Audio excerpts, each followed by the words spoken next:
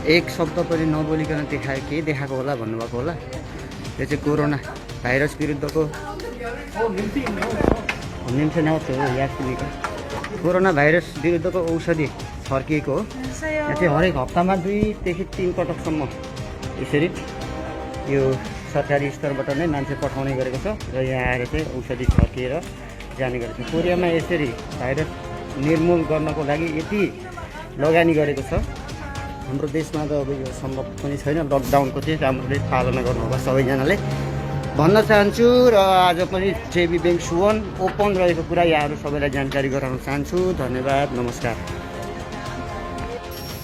दर्शकहरू नमस्कार, शुभ प्रभात। आज हामी अर्को एउटा महत्वपूर्ण सामग्रीका साथ उपस्थित भएका छौं।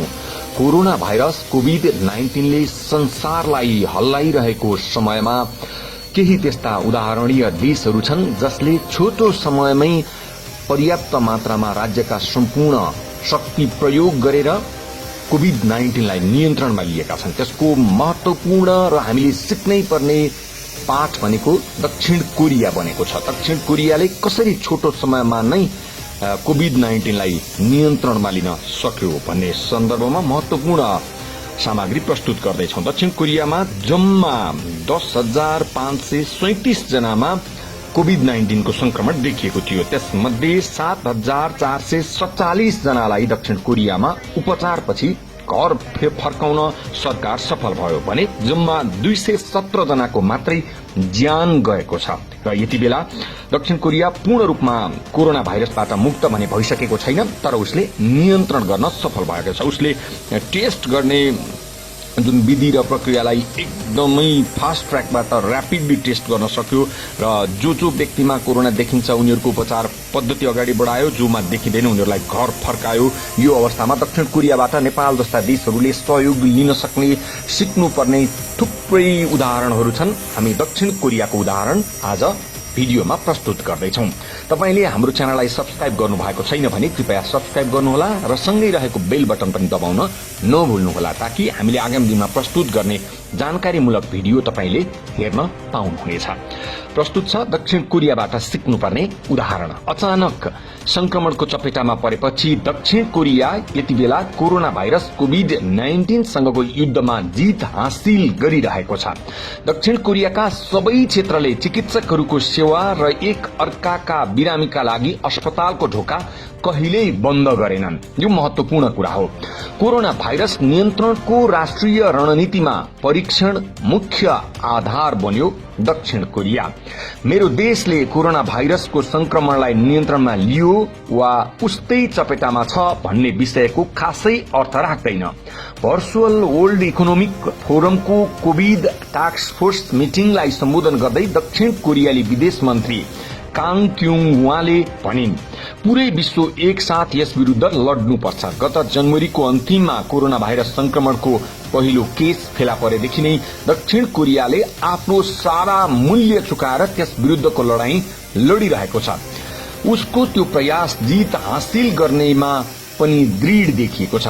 जसै संक्रमितको संख्या एकाएक वात्तै बढ्यो, त्यसलाई रोक्न कोरियाले अपनाएको मास टेस्टिङको विधिले निकै सहयोग पुर्यायो।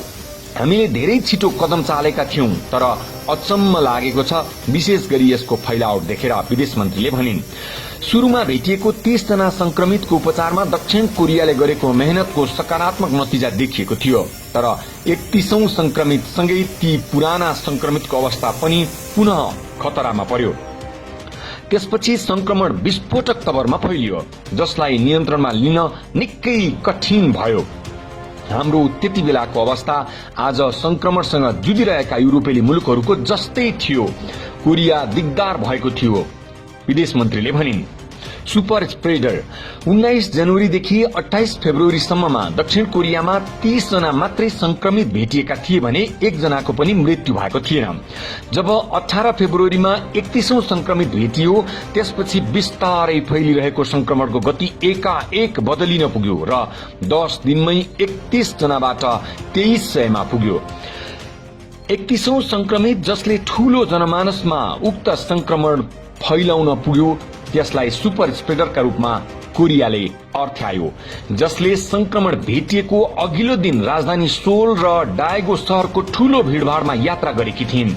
त्यसपछि उनी सामान्य सड़क दुर्घटनामा परिन् र अस्पतालमा उपचार गर्न पुगिन्। त्यसअघि ज्वरो आउँदा पनि उनी 2 पटक चर्चमा गएकी थिइन् भने एक साथीसँगै होटलमा खाना खान पुगेकी थिइन्। उनमा कोरोना भाइरसको संक्रमण देखिएसँगै उनी गएको चर्च र त्यस आसपासका सयौं मानिसहरूमा कोरोना भाइरस पोजिटिभ देखियो। 31औं संक्रमित सुपर स्प्रेडर जस्तै अरू व्यक्तिहरू पनि जो कोरियाली स्वास्थ्य कर्मीको सम्पर्कमा ढिलो गरी पुगे, उनीहरूले प्रकोपलाई ठूलो क्षेत्रसम्म फैलाउने काम गरिसकेका थिए। त्यति व्यापक रणनीति बनाएर समयमै कार्यान्वयन गर्दा समेत दक्षिण कोरियामा फैलिएको यसको संक्रमणको गतिले सरकारलाई चकित पारेको थियो। तपाईहरूले योजना निर्माण गरेर एक कदम अघि रहन जरुरी हुन्छ, दक्षिण कोरियाली विदेश मन्त्रीले भनेकी छिन्। हामीले राज्यका सम्पूर्ण संयन्त्रहरू प्रयोग गर्यौं। हामी धेरै विकसित प्रजातान्त्रिक मुलुक हौं। हाम्रो प्रधानमन्त्रीले मन्त्री स्तर हुँदै प्रदेशदेखि स्थानीय स्तरसम्म संयन्त्र बनाउनु भयो। यही संयुक्त रणनीतिले देशका विभिन्न क्षेत्रमा द्रुत गतिमा एकै साथ काम गर्यो। जब एउटा प्रान्तको अस्पतालमा बेडको अभाव हुन्थ्यो, हामी तुरुन्तै अर्को प्रान्तलाई त्यसको व्यवस्था गर्न भन्थ्यौं।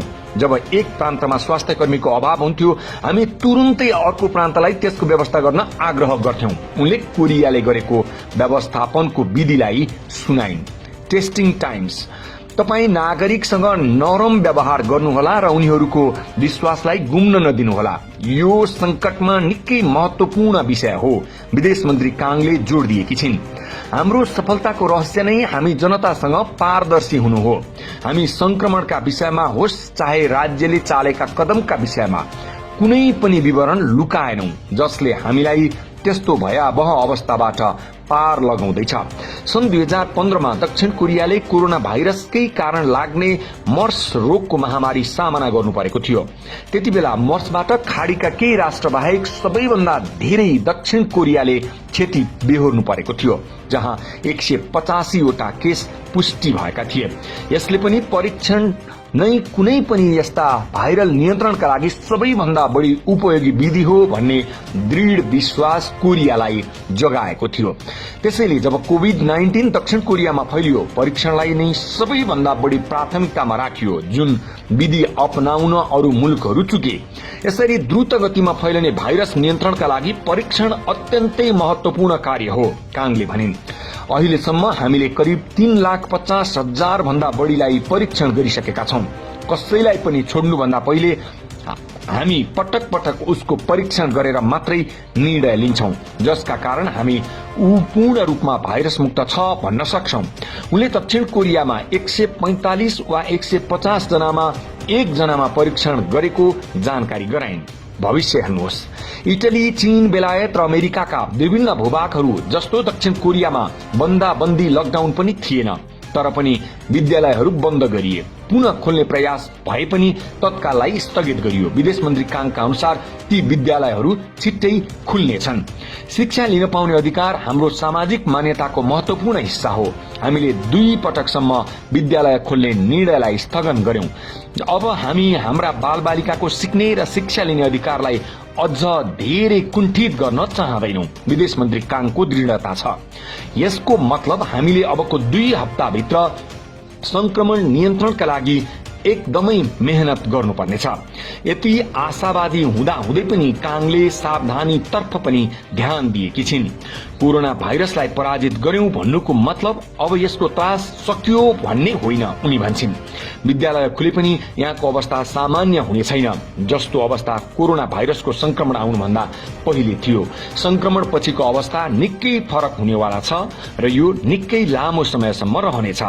काङ अबको आवश्यकतालाई औल्याउँछिन्। त्यो सामान्य अवस्थामा फर्कनका लागि हामी सबै मिलेर कुनै पनि विकल्प खोज्न जरुरी छ, विदेश मन्त्री काङले भनेकी छिन्। दर्शकहरू, यसरी कोरियाले कोरोना भाइरस नियन्त्रणको लागि चालेको प्रयास अन्य प्रभावित मुलुकहरूले पनि कोरियालाई फलो गर्ने हो भने तत्कालै यसको प्रभावलाई न्यूनीकरण गर्न सकिन्छ 100बाट 0मा झार्न नसके पनि 100बाट 10मा झार्न सकिन्छ भन्ने कुराको गतिलो उदाहरण दक्षिण कोरिया बनेको छ। दक्षिण कोरियामा लकडाउन नभए पनि तपाईँ कोरियाका सड़कहरू सुनसान देख्न सक्नुहुन्छ। अत्यावश्यक सवारी साधन बाहेक एकजना मानिस पनि घरबाट बाहिर निक्लिएका छैनन्। यसको उदाहरण हो कोरियन नागरिकहरू असाध्यै अनुशासित छन्।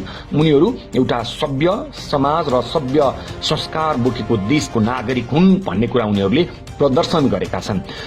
कोरियाका नागरिकहरूले सरकारलाई गरेको समर्थन र आफू आफ्नै ठाउँमा सुरक्षित हुनका लागि गरेको यो प्रयास र यो पहल विश्वका हरेक देशका नागरिकले सिक्ने हो भने देश सुरक्षित हुन सक्छ, कोभिड-19 लाई पराजित गर्न सकिन्छ भन्ने कुराको गतिलो उदाहरण हामीले दक्षिण कोरियाबाट तपाईलाई प्रस्तुत गर्यौं। हाम्रो रिपोर्ट तपाईलाई कस्तो लाग्यो? सल्लाह सुझाव र प्रतिक्रिया दिन नभुल्नुहोला। संसारका जुन कुनै स्थानमा रहनुभएका आम नेपाली नागरिकहरू स्वतस्फूर्त रूपमा हामीसँग जोडिन सक्नुहुनेछ। तपाईले आफू भएको ठाउँको वास्तविक वस्तुस्थिति हामीलाई पठाउन सक्नुहुनेछ। दक्षिण कोरियाबाट यो सामग्री पठाउनु भएकोमा रोशन मगरलाई धेरै धेरै धन्यवाद। बिदा हुन्छौं। नमस्कार।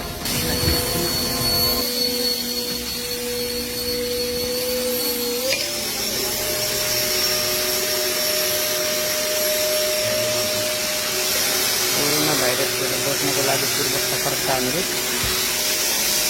स्प्रे गरिँदै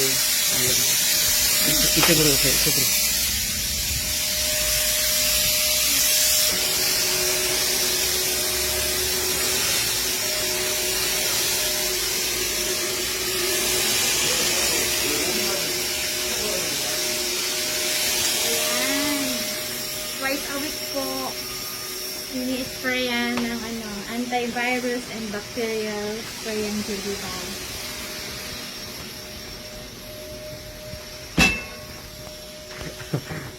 Okay.